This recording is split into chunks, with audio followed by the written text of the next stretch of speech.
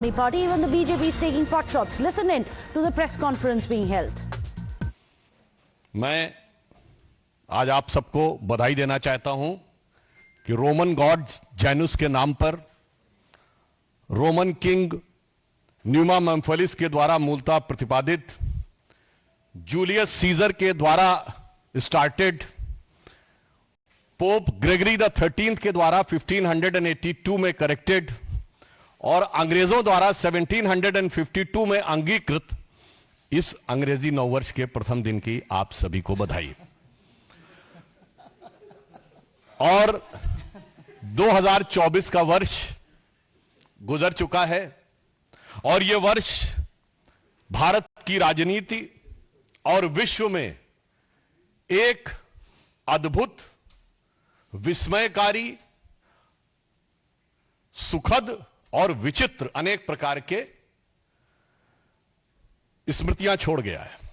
2024 में जहां एक तरफ श्री राम मंदिर का उद्घाटन हुआ 500 वर्षों के बाद, 60 वर्ष के बाद देश में लगातार तीसरी बार किसी प्रधानमंत्री को सरकार बनाने का मौका मिला। प्रधानमंत्री श्री नरेंद्र मोदी जी को संविधान ने 75 वर्ष पूर्ण किए और हम पूरे वर्ष में फास्टेस्ट ग्रोइंग लार्ज इकोनॉमी में से एक रहे। परंतु उसी के साथ एक विचित्र संवैधानिक उदाहरण भी इस 2024 में देश ने देखा, जब जेल से रहकर एक मुख्यमंत्री ने सरकार को चलाया। पहली बात यह भी स्पष्ट हो कि ऐसा नहीं कि केजरीवाल जी जेल जाने वाले पहले मुख्यमंत्री थे जिनके ऊपर आरोप लगा और उन्हें जेल जाना पड़ा। इससे पूर्व में भी शिबू सोरेन जी, मधु कौड़ा जी, लालू प्रसाद यादव जी, जयललिता जी, करुणानिधि जी, ये सब पद पे रहते हुए लोग गए। परंतु कम से कम लालू प्रसाद यादव जी ने भी इतनी मर्यादा रखी थी कि पद छोड़ दिया था नैतिकता के आधार के ऊपर। परंतु 2024 में एक ऐसा विस्मयकारी और विचित्र उदाहरण देश को देखने को मिला कि जिन्होंने मुख्यमंत्री के रूप में पद नहीं छोड़ा, और उससे बड़ी बात, जेल में रह के पद नहीं छोड़ा और जेल से बाहर आके पद छोड़ दिया। इसीलिए जो उनकी विचित्रता है वो अपने आप में इतनी विस्मयकारी है कि किसी के लिए समझना थोड़ा मुश्किल हो सकता है। आज हम आपके सामने, चूंकि अब नया वर्ष आया है, इस अंग्रेजी नए वर्ष में नित नए रूप और नित नए स्वांग रचने वाले पार्टियों में कोई और नया चित्र विचित्र उदाहरण देखने को मिले, उससे पूर्व हम याद दिलाना चाहते हैं कि आम आदमी पार्टी उस विचार के साथ आई थी कि हम नई राजनीति लेके आ रहे हैं। और आज की राजनीति में सबसे बड़ी चुनौती सारे राजनीतिक दलों के लिए जो थी वो ये थी क्राइसिस ऑफ क्रेडिबिलिटी, विश्वसनीयता का संकट। एक विचार आम जनता में बना है कि राजनीतिक लोग जो कहते हैं वो नहीं करते हैं। भारतीय जनता पार्टी और एनडीए ने प्रधानमंत्री श्री नरेंद्र मोदी जी के नेतृत्व में इस विचार को बदला। हमने राजनीति में प्रामाणिकता को स्थापित किया और आम आदमी पार्टी उसकी दूसरी एक्सट्रीम है, जो कहते हैं वो कभी नहीं करते हैं। तो मैं सिर्फ आज 10 पॉइंट बताना चाहता हूं जो आम आदमी पार्टी और केजरीवाल जी ने कहे थे और उसका यथार्थ क्या है। उन्होंने कहा था कि जो लटकते हुए तार हैं, अनसेफ इलेक्ट्रिक वायर्स, उनसे वो मुक्त कर देंगे। आज ये सवाल इसलिए है कि 10 साल उनको सरकार में हो गए, उससे पहले भी 2013 में भी उनकी सरकार रही थी।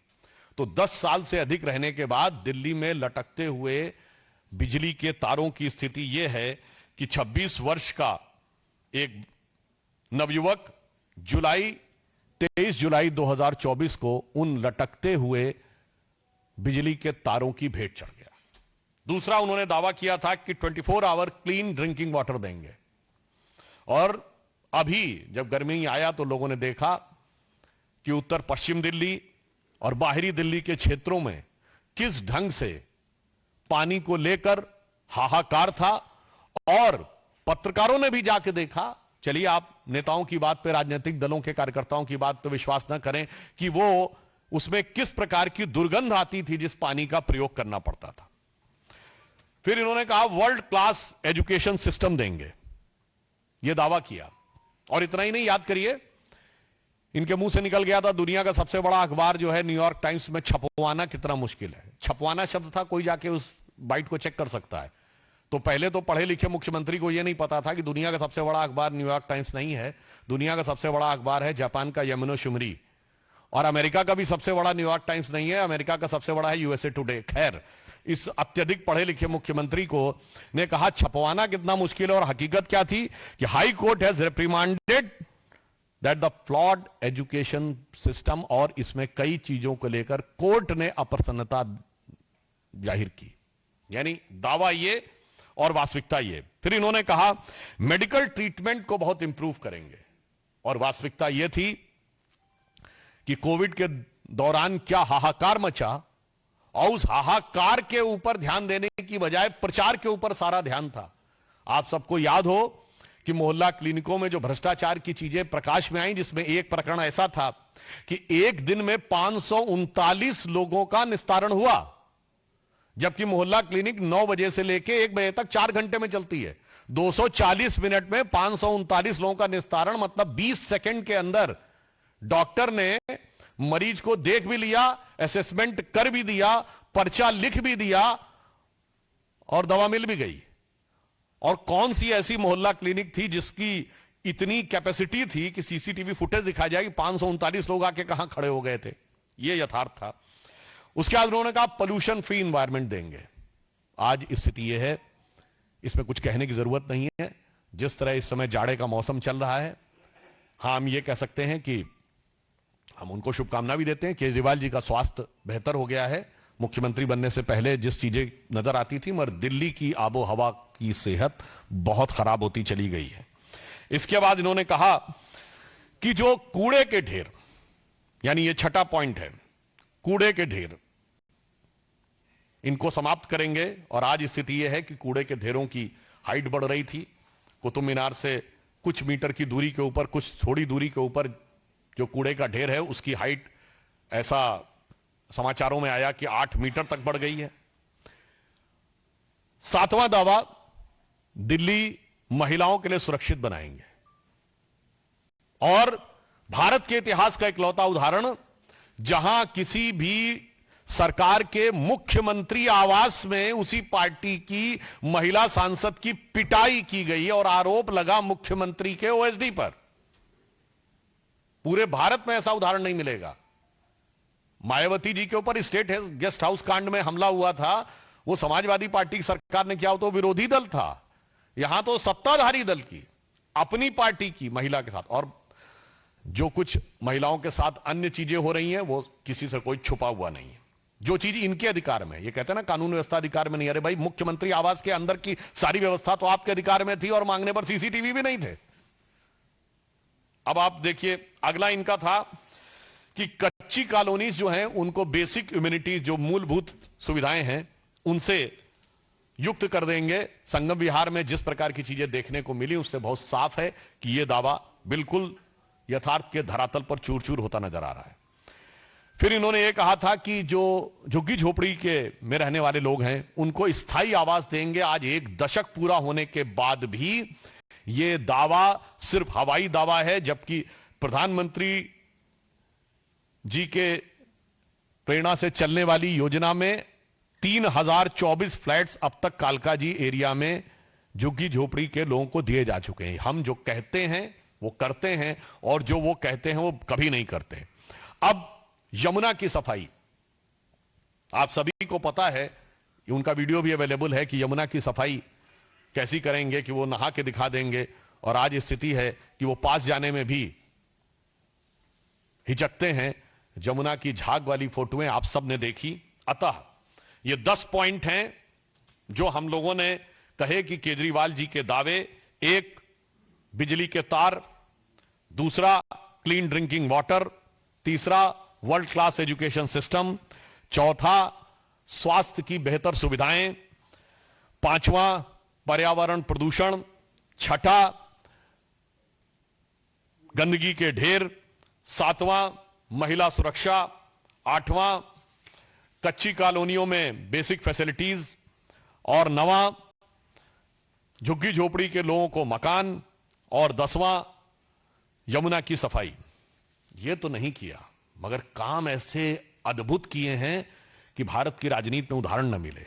देखिए, नई राजनीति के लिए जो लोग आए थे, इन्होंने एक ऐसा उदाहरण दिया कि इनकी सरकार के मंत्री तो जेल में रहे, मंत्रियों को आपने बहुतों को देखा होगा, इनके पार्टी और सदन में टॉप पद पर बैठा हुआ हर व्यक्ति किसी न किसी भ्रष्टाचार के आरोप में जेल गया। मुख्यमंत्री के रूप में केजरीवाल जी, उप मुख्यमंत्री के रूप में सिसोदिया जी, और संसद में इनके नेता सदन संजय सिंह जी। सोचिए, deputy CM, CM and leader of the house in leader of the party in parliament, तीनों। अच्छा, और देखिए अलग अलग प्रकार के आरोप, ऐसे आपने विविधतापूर्ण भ्रष्टाचार कभी नहीं देखा होगा।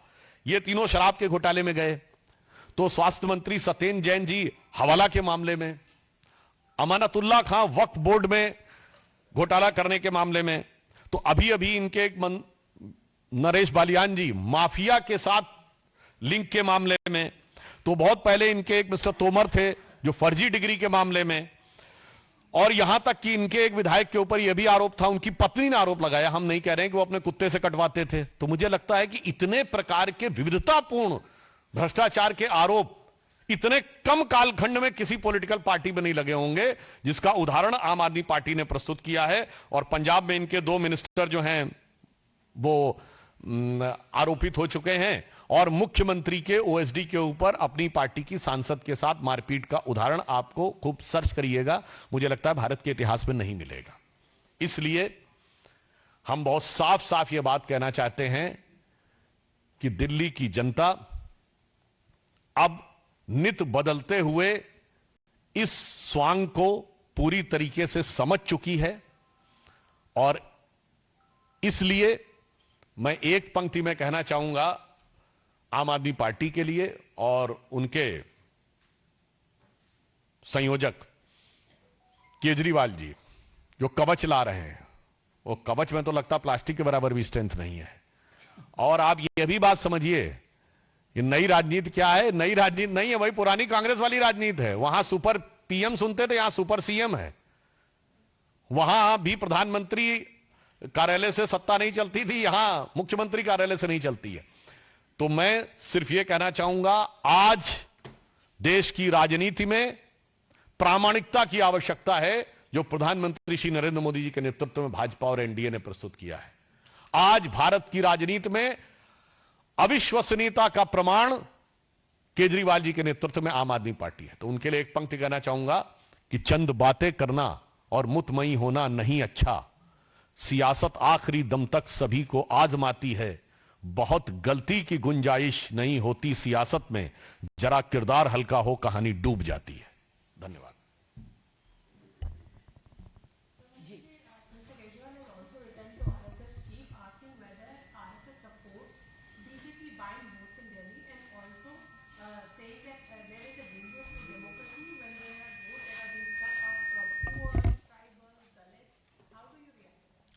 मुझे लगता है मीडिया में बने रहने की छटपटाहट और बौखलाहट में वो ये भी नहीं ध्यान रखते, जो सरकारी आदेश के द्वारा मुफ्त में दारू बिकवाते हैं, मतलब एक पौवे के बदले दूसरा पौवा फ्री देने वाले आज कह रहे हैं कि ये बांटा जा रहा वो बांटा जा रहा। मुझे लगता है ये केवल मीडिया का ध्यान आकर्षित करने के अलावा और कुछ नहीं। और मैं उनसे कहना चाहता हूं, संघ को लिखिए नहीं, संघ से सीखिए। झुग्गी झोपड़ी और दलित बस्तियों में काम करने वाला भारत का सबसे बड़ा ऑर्गेनाइजेशन है सेवा भारती, जो आरएसएस से जुड़ा हुआ है। तो सेवा का भाव सीखिए, सियासत की चाल छोड़िए।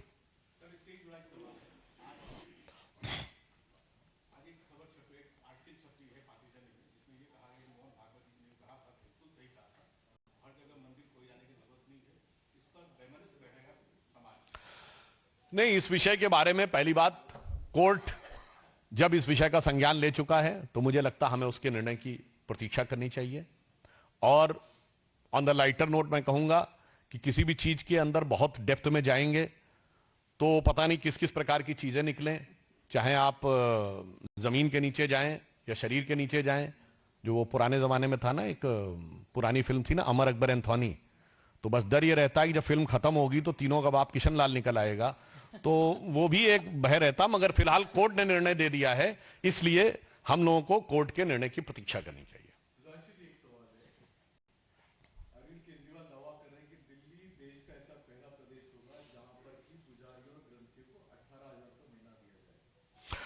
देखिए, भारत की परंपरा में, पंचतंत्र में आप लोगों ने बगुला भगत जरूर सुना होगा। एक भक्त होता है, एक बगुला भगत होता है।